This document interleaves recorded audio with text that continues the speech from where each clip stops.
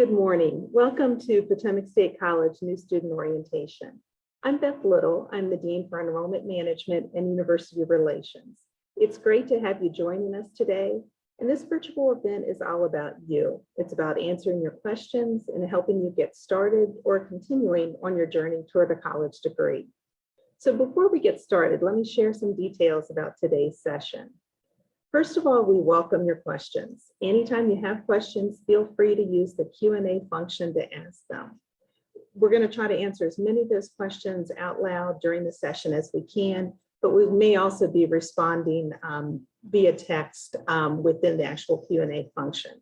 If you have questions afterwards, feel free to email us, and we'll be dropping this email into the chat as well, but it's go-to-psc@mail.wvu.edu. Recordings of this session will be available shortly after the session ends, and it'll be posted on the NSO site that you're using today. And also we have closed captioning available, and it's available by clicking on the live transcript button at the bottom of your screen. So today our first session is led by Phil Douthit, our Associate Dean of Academic Affairs. He's going to focus on academic advising, your fall schedule of courses, placement testing, and much more. And so he's going to speak and share some information, and then we're going to follow that with the Q&A session. So I'll turn things over to Phil. Good morning. Thank you, Beth. As Beth said, I'm Phil Douthit, and I'm here representing the Office of Academic Affairs to talk to you about the advising and course registration process. At Potomac State, all of our students are advised by a faculty advisor. Some of you this fall will be assigned to professional advisors, so we will have both starting this fall. These advisors are available to assist you with such things as identifying the courses you're going to take each semester, discussing your college major, what your career options are within that major, and guide you if you want to change to a different major. And they'll also help you identify resources available on our campus. Your advisor will be assigned sometime after today's session based on your major. We always wait to make sure that once you discuss your schedule with an advisor today that you stay in the major. And your advisor's name will be available in DegreeWorks, which is our online degree tracking system. The person that you meet with in your session this afternoon about your schedule may or may not be your permanent advisor because we have a limited number of advisors available today. Course load. So your fall schedule was developed assuming you want to be a full-time student. And a full-time student means you're going to take at least 12 credit hours. If college credits are new to you, most college courses are 3 credit hours. So that's the equivalent of about 4 courses. Once you are a full-time student, your tuition and fees are set, and you may take up to 18 hours at no additional cost. Most of your schedules that were developed with 15 to 16 hours because you're a first-time freshman for the most part. And we use a slogan called 15 to finish. You're enrolled in one of our AA or associate degree majors, and associate degrees are 60 credit hours. So to be finished in 2 years, that is 15 hours per semester. As I said, you can take up to 18 hours at no additional cost. But if you're a working student, we really think that's too many because having 15 hours is pretty much a full-time job. As you work with an advisor and as the advisor developed your schedule, they used what we refer to as advising sheets.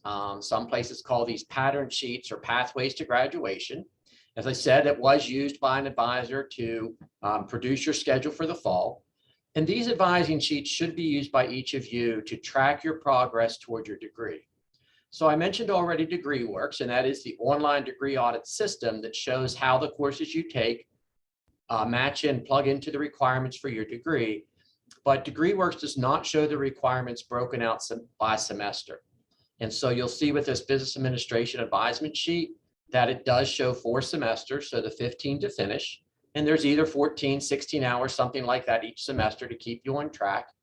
And some of the courses that we offer are only offered in the fall or spring semester, or for some degree programs once every other year, depending on demand. So we want to make sure that you're working with the advisor taking courses when we know they'll be offered to make sure that you can complete your requirements on time. All of these advisement sheets for our majors are available on the college website. So on the PotomacStateCollege.edu site, if you go to academics and then majors, you'll see all of our majors listed. So if you do register today as a business administration major, and then sometime between now and fall, or anytime you think you might want to switch majors, you could pull up that advisement sheet and see how your current schedule will fill into those degree requirements. You also notice on this advisement sheet that there's a column labeled GEF, and that stands for General Education Foundations. There are 7 different general education areas. So all West Virginia University students who graduate with a bachelor's degree, and that includes our bachelor's degrees, must complete the general education program. Some colleges call them core courses, cluster courses. In our system, they're called GEF. There are 7 different areas, and then there's an 8th area, which just means 3 courses out of any of the other 7 areas. So depending on the major is how many of these different GEF courses you'll see. Our associate arts degrees will show more GEF courses than our associate of applied science degrees, but our goal is to get anyone with a 4-year degree through all of the GEF requirements. Another course that was on that advisement sheet is WVUE 191. And this is our first year seminar course. It is designed to help students transition into college, kind of the who, what, when, and where of Potomac State, you know, where you find things on campus, how to be successful in college, in terms, locations, and processes that you might need to know. We don't know how many of you might be first-generation students, but if you are, then there are probably a lot of things that coming into college are completely new to you and to your family. Many of us that are on this call today or on this session were first-generation students, as was I.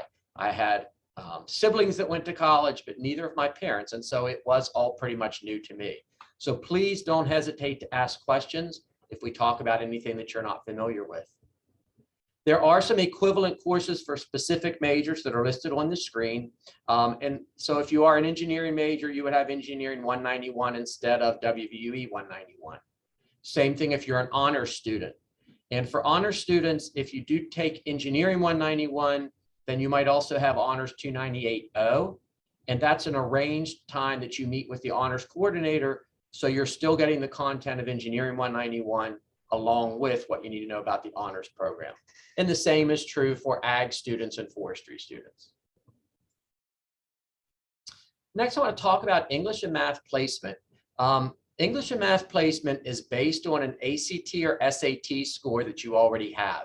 And these are state requirements as far as placing into English 101 or to the necessary college level math for your degree. So for English, the scores you can see there on your screen, an ACT of 18 or an SAT of 480.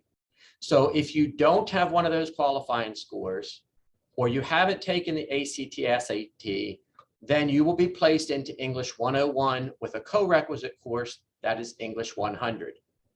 If you did not take either of those tests and don't plan to, you can also take our AccuPlacer test, and I'll talk more about that on the next slide. But as I said, if you don't have the score, you'll also take English 100. The nice thing is this is a companion course. It is a graded course. It does help you be successful in English 101. And those 2 credits are college level credits that can be applied to elective credits for your degree. Math is just a little more complicated because depending on your major is which math course is required as your first math course. So there are various on your screen there math requirements, ACT and SAT scores. But with all those elementary math courses, Math 121, 124, and 126, they also have companion or co-req courses to help you be successful. And those courses also will give you college elective credits. If you don't have a placement test, you do have the opportunity to take our ALEX placement test to get into the course that you're supposed to be in. So for the placement testing, you see the heading there is prepare and retest. So if you do decide to take either the AccuPlacer English placement test or the ALEX for math, We do suggest that you prepare before taking the test. And then if you want to retest, that you do preparation in between. So for English, that test is called AccuPlacer. On our website, there are links to practice tests. But for AccuPlacer, you can just Google AccuPlacer English placement, and you'll find a lot of practice tests available out on the web. With AccuPlacer, it is a proctored test. You take it one time, and then you do have the option of retesting only one more time.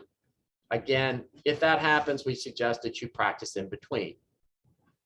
For math, as I mentioned, it's called ALEX, and ALEX has built-in prep and learning modules. So it tells you what you need to brush up on, and then there's an online program to help you do that practice. ALEX does require a $25 payment and a 1-year subscription. And everything that you do in ALEX, you complete independently, and you may retake ALEX twice for testing credit. And you have to complete a minimum of 8 modules, which is about 8 hours in between. So ALEX is a little more involved because there is a unproctored practice test you take. You find out how well you do. If you need to do better than the score you earn, then you do the practice modules before you take the proctored test. And then the same thing. If you still don't get the score you want, you can take the proctored test a second time after completing practice. With English or math, if you place into regular English without 100 or a higher math, we will fix your schedule for the fall. So details and to register for these tests is through our Academic Success Center. Again, the college website, and then under academics, Academic Success Center. This screen shows the pathway to calculus to point out why it is so important for you to take advantage of the ALEX program if you are not in the math that you need to or want to be in. So for example, down at the bottom, you'll see Math 155. Math 155 is Calculus 1. It is the first math course on the advisement sheet for engineering majors. If you have done no placement yet, then you will be placed into Math 122. So if you don't have an SAT or ACT score that qualifies you and you haven't taken ALEX. If you start in Math 122, this is a 2-credit algebra prep class. It takes a whole semester, as would the courses below it, so Math 126 and 128. So if you have to go through that sequence, you will be in your 4th semester taking Math 155, which is the first math class you should be taking, and there are 3 above that for engineering. So it really is critical, if you're not in the math class that you need to be in when you talk to an advisor today, then you make sure that you take advantage of the ALEX placement over the summer to improve your preparation.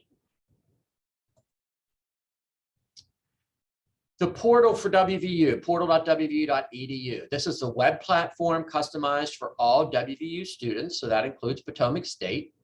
Through the portal, you can receive email. In future semesters, you will use software or links within the portal to register for your classes. You can use it to check your financial aid status, and it's also where you'll pay your bill online.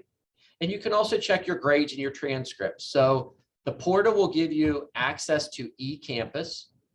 All of our college courses have eCampus as a web platform. It'll contain things like your syllabus. For online courses, they're completely run through eCampus. For face-to-face classes, a lot of your assignments, grade posting, and so forth will be done in eCampus. Through the portal, you can also access your transcript. So at the end of any given semester, you can look at the transcript to see a record of the courses you've taken, your GPA, that type of information. If you have not already claimed your account, you need to make sure that you do that. And I know that you've probably already received information for that when you registered for the NSO or when your application was accepted. So your fall class schedule. Your fall class schedule has already been developed by an advisor. And when you meet with an advisor this afternoon for your appointment, we want to make sure that you take time to look at that schedule that they show you, and we can make adjustments to it. But we want to confirm, especially if you already have any type of college credit. So if you have prior credits through advanced placement, through some type of early start program with Potomac State or another college, We want to make sure that the advisor knows that. So for example, if you see English 101 on your schedule, but you know you've already completed English 101, we want to fix your schedule. So we want to make sure first that we get a transcript showing that completion, but you can bring that up and talk to an advisor about it today, and we can go ahead and adjust the schedule. If you're an honors student, then you should have either honors 191 or honors 298-0 on your schedule for fall, and one other specific honors class. If you're on one of our athletic teams, so if you're going to be playing basketball, volleyball, softball, whatever, next year, then you can get a conditioning credit, and that course is called PE 165. This is one thing that advisor would not have known when they did your schedule, because they don't have a list of incoming athletes. So you want to make sure that you share that information so you can get registered for that class. Again, it's not an extra class you go to. It is getting credit by your coach for the conditioning you do for the sport you participate in. If you're a Promise Scholar, I talked earlier about 15 to finish. That would give you 30 hours in an academic year. But for Promise Scholars, that is required to maintain your Promise eligibility.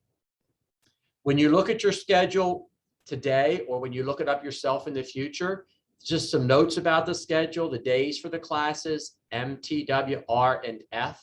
I want to specifically point out the R for Thursday. So on your schedule, if it lists T and an R, that means your class meets on Tuesday and Thursday. It's just not a TR to represent Tuesday or to represent Thursday. Also, you can identify the buildings and the rooms where your classes will be held, and everything on there for time will be shown in military time. You can also go through the portal and go into the STAR system to bring up your schedule, and their schedule will then show what textbooks you need for the fall. And there's a lot of other information there available about how to go about doing that. So you can purchase textbooks, you can rent textbooks. You can also buy textbooks from other sources as long as you get the correct ones. So use that resource to make sure you know what you're getting for the fall, please. And textbooks are not automatically provided. They are a requirement though. And finally for today, we want you to ask questions. So as part of the end of this session, as Beth Little mentioned at the beginning, we'll be happy to answer any questions that haven't already been answered through the Q&A function. And you can also ask questions of your advisor and any of the other sessions that we offer.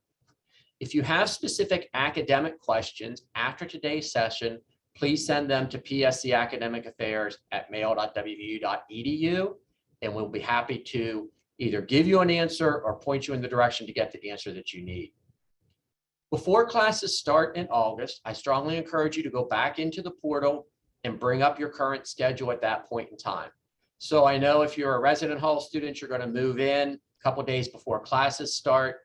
If you're a commuter student, we also have activities that will be happening those couple of days before classes start. So you will be on campus to go around and look to see where your classes are going to be held. But we want to make sure that nothing's changed between the schedule you see today. Sometimes we have to move classes based on enrollment and class size. So we want to make sure that when you start classes, you're getting to the right location. Again, if you have online courses, you will access those courses through eCampus, through the portal, the first day of class.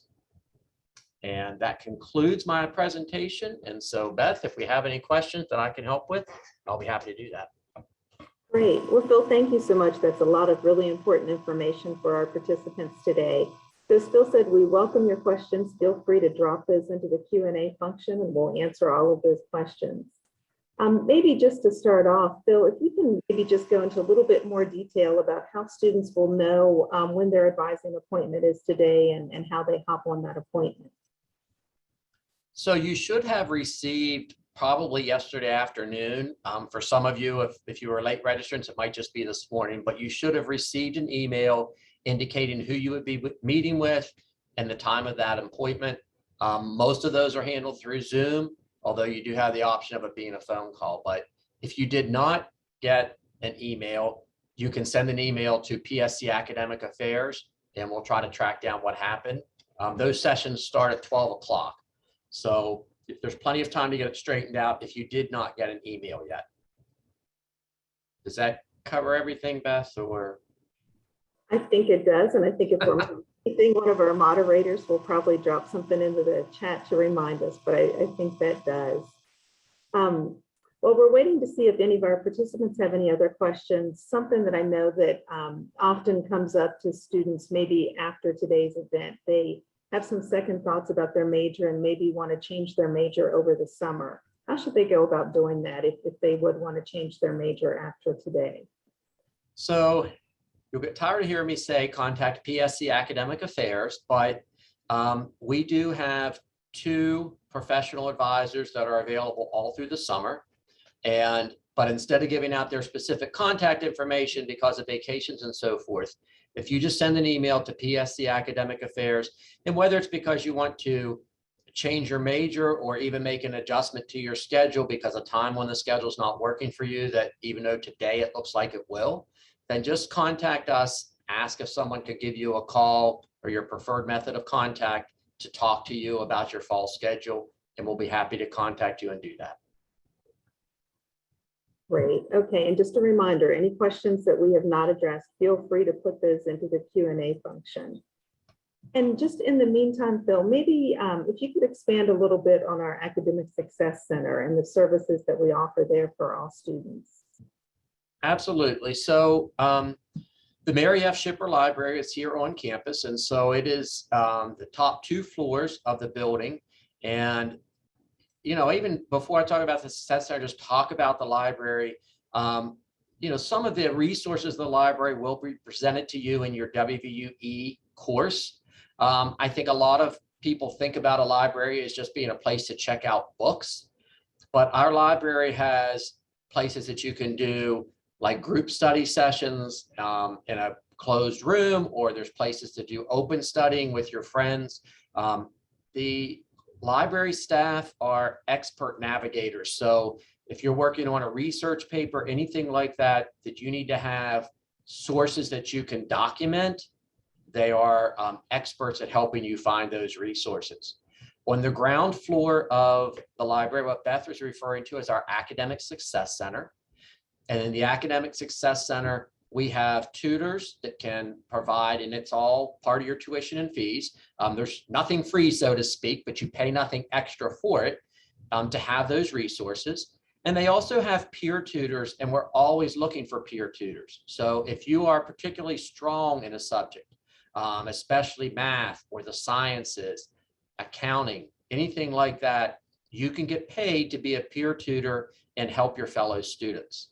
We also know that a lot of times students can learn just as much or more from somebody that they a peer than from a professional tutor. And so we like to make that that opportunity available. We also have we started this year, it was very successful. So we have a writing center, and the writing center and the Academic Success Center is manned by our English faculty. So if you are getting help with an English paper for an English class or any other class, our faculty are there at certain hours that they can help you. So please make use of those. I know quite often students coming out of high school, if you've been, if you're strong students, you've gotten good grades, but you get to college and either based on the way materials presented or what the material actually is, it's more difficult than you've had in the past. Going to tutoring is a good thing because it shows that you are working to do better. It's not something that anybody should be ashamed of because we all need help with things all the time. Excellent. And I know that we have a lot of students who are in online programs or majors participating today. And of course, some of our other students, on-campus students, may be taking an occasional online class. So can you talk a little bit about when students can expect to see the content for their courses to appear in eCampus? So this has changed somewhat over the last couple of years, and it's controlled out of Morgantown, but normally faculty have the option of making a course available like 3 days before the start date of the class. So in the fall, we'll start on a Wednesday. So you could see the content as early as Sunday, but there's nothing that they'll be asking you to do before the first day of class. So the big thing is just to be familiar with going to the portal, especially if you're in an online class or completely online student, and click on the link for eCampus so that you're familiar with that process and you can make sure that you are able to log in okay. When you go into eCampus the first time, I believe there will be there's assistance there to make sure that your browser is compatible and those types of things. So you can be prepared for that a little bit before classes start. But the most important thing is that first day of class to at least go and look at all of your classes, make sure you have access, and make sure you can see the content. Okay. I just want to give one more opportunity if anyone has any questions. I always say on new student orientation days, there's no such thing as a dumb question. The chances are if you have a question, someone else has the same thought as well. But in the meantime, maybe just to wrap up, Phil, we can think about any additional tips we want to share. And I know for me, it's just to repeat what you've said about the importance of really checking your mixed email. So your official email through WVU and Potomac State. I can't tell you how much important information is going to be shared between now and the fall. So just get in the habit of a couple times a week, just checking that email and seeing what information's out there. Phil, anything else that you want to share? No, I'll just reiterate, Beth, how important it is to check your email because, as you know, just about everything now is done that way. We know sometimes that students feel, a little overwhelmed. I'm getting so much email, but just take time, like Beth said, a couple times a week to open the messages and see, because everything about billing, paying your account, all of that's going to come to you through email, and pretty much all of it you can take care of online.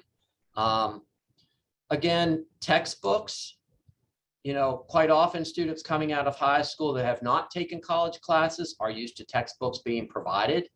As I mentioned earlier, that is not the case with college classes. And every instructor is different. So, what they require you to purchase, what textbooks they use. And so when you go to that, to the bookstore site, it will tell you for your specific course. So every course is identified by a section number. It's like English 101, section P03. That particular course, the information will be there for what textbook or textbooks are required. Our faculty have been working really hard to use more of what are called open education resources, to try to keep the price of the textbooks down. But you do want to make sure that you're prepared for classes to start in the fall. I know there's going to be a financial aid presentation, but that would be my one other tidbit, I guess, is to make sure that you all have that all taken care of. If purchasing textbooks is dependent upon you getting a refund for financial aid, then you want to make sure that you complete all those processes to get the refund in time to have your textbooks and classes start. I think that's a ton of good information. So as Phil said, we do have 2 more live sessions coming up. Our next session is on paying for college. It begins at 10:45. And our 3rd session for the day is campus life, and it begins at 11:30. So we hope to see you in those sessions as well. Thanks so much for joining us. Thank you.